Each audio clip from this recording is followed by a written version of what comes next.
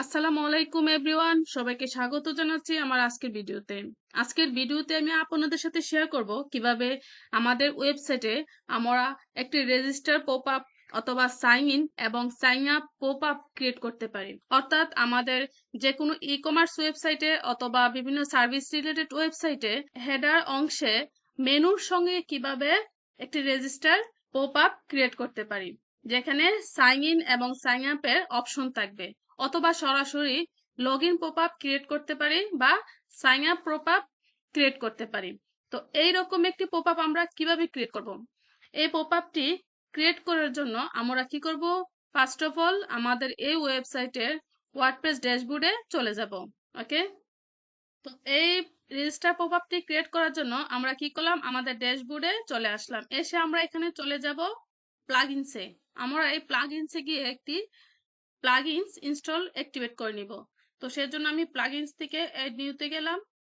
যাওয়ার পর আমরা এখান থেকে একটি ফ্রি প্লাগইন ইউজ করব। সিম্পলি আমরা এখানে টাইপ করব হচ্ছে লগইন এবং সাইন আপ পপআপ।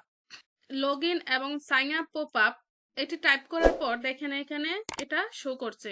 তো সিম্পলি আমরা এখান থেকে ইনস্টল নাও ক্লিক করব।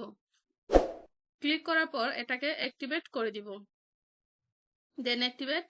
এই প্লাগইনসটাকে ইনস্টল করার পর আমরা যদি আমাদের ওয়েবসাইটে একটু ভিজিট করি, তাহলে আমরা এখানে কি দেখতে পাচ্ছি? জাস্ট সিম্পল একটি ওয়েবসাইট, তাই না?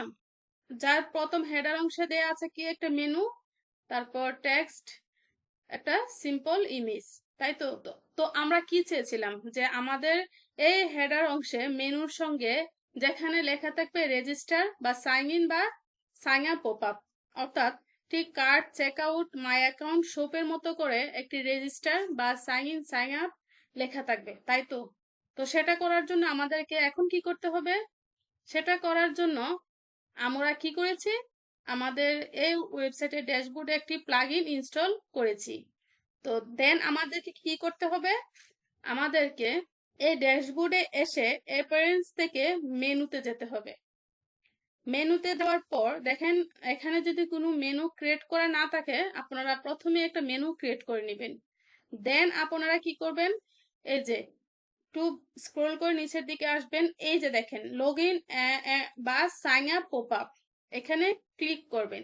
ক্লিক করার পর দেখেন এখানে অনেকগুলো অপশন আছে, login, register, lost password, log out for logged in user, ইত্যাদি ইত্যাদি ইউজার্স। তো আমরা এখানে কি সেট করতে চাচ্ছি? আমরা এখানে সেট করতে চাচ্ছি হচ্ছে রেজিস্টার্ড, তাই তো? তো রেজিস্টার্ড সেট করার জন্য আমরা সিম্পলি এখানে ক্লিক করব, করে অ্যাড টু মেনু, মেনুতে অ্যাড করে দিব। তো মেনুতে অ্যাড করার পর আমরা কি করব? সিম্পলি সেভ মেনুতে ক্লিক করে দিব। সেভ চেঞ্জ করার পর আমি যদি আমাদের এই সাইটটিকে ভিজিট করি, তাহলে কিন্তু আমরা এখানে রেজিস্টার্ড কথাটা দেখতে পাবো না। তার কারণ হলো আমি কিন্তু অলরেডি এই সাইটে রেজিস্টার্ড অবস্থায় আছি। আমি যদি জাস্ট এই সাইটের সাবস্ক্রাইবার বা কাস্টমার হিসেবে ভিজিট করি, তাহলে মেনুতে রেজিস্টারটি দেখতে পাবো। ঠিক আছে? তো তো আমি যদি এখন আপনাদেরকে দেখাই, সিম্পলি এই ডোমেইন নেমটাকে কপি করে নিউ একটি প্রাইভেট ট্যাব নিয়ে যদি সাইটটিতে সাবস্ক্রাইবার বা কাস্টমার হিসেবে ভিজিট করি, তাহলে দেখেন আমরা এখানে এই যে রেজিস্টার্ড কথাটা দেখতে পাচ্ছি, যেখানে ক্লিক করলে সাইন আপ এবং লগইন অপশন পেয়ে যাচ্ছি। ঠিক আছে? বাট আমার যদি লগ ইন করা থাকে, তাহলে আমার তো আর এই রেজিস্টার্ড বাটনটি লাগবে না, তাই না? সেক্ষেত্রে আমরা কি করব? সেক্ষেত্রে আমরা সিম্পলি আমাদের ড্যাশবোর্ড থেকে মেনুতে এসে এই যে দেখেন লগ আউট, এই log out for logged in user, এই অপশনটাকে সিলেক্ট করে দিয়ে সেভ করে দিব। যদি এটাকে আমরা অ্যাড টু মেনুতে দিয়ে দেই, তাহলে যারা লগ ইন অবস্থায় এই সাইটটিকে ভিজিট করবে, তারা জাস্ট লগ আউট অপশনটি পাবে, তারা রেজিস্টার্ড অপশনটি পাবে না। আর যারা সাইন ইন করবে না, তারা জাস্ট রেজিস্টার্ড অপশনটি পাবে। তো চলুন দেখে আসি সেভ চেঞ্জ করে দিলাম। সেভ চেঞ্জ করে দেওয়ার পর এখন যদি আমি ভিজিট করি, আমরা এখানে কি দেখতে পাবো? এই যে দেখেন লগ আউট অপশনটি দেখতে পাবো। আমাদেরকে লগ আউট অপশনটি দেখাবে। এখানে ক্লিক করার পর দেখেন আবার রেজিস্টার্ড অপশনটি আসছে, কারণ আমি এটাকে লগ আউট করে দিয়েছি। ঠিক আছে, তার মানে আমাদের এখানে কি হবে, রেজিস্টার্ডও থাকবে, লগ আউটও থাকবে। যে রেজিস্টার্ড করা থাকবে সে এখানে লগ আউট দেখতে পারবে, আর যে সাইন ইন করা থাকবে না সে এখানে রেজিস্টার্ড কথাটা দেখতে পাবে। দেন সে এখানে সাইন আপ করে লগ ইন অবস্থায় থাকবে। ওকে, দেখেন আমরা যদি রেজিস্টারে ক্লিক করি তাহলে আমাদের এখানে সুন্দর একটি পপআপ শো করেছে। তো আপনারা ইচ্ছে করলে এটাকেও কাস্টমাইজ করতে পারবেন। তো এটাকে কাস্টমাইজ করার জন্য সিম্পলি আপনারা কি করবেন, এই যে এখানে লগ ইন সাইন আপ এটাতে ক্লিক করবেন। ক্লিক করার পর দেখেন এখানে অপশন চলে এসেছে, জেনারেল, তারপর হচ্ছে স্টাইল,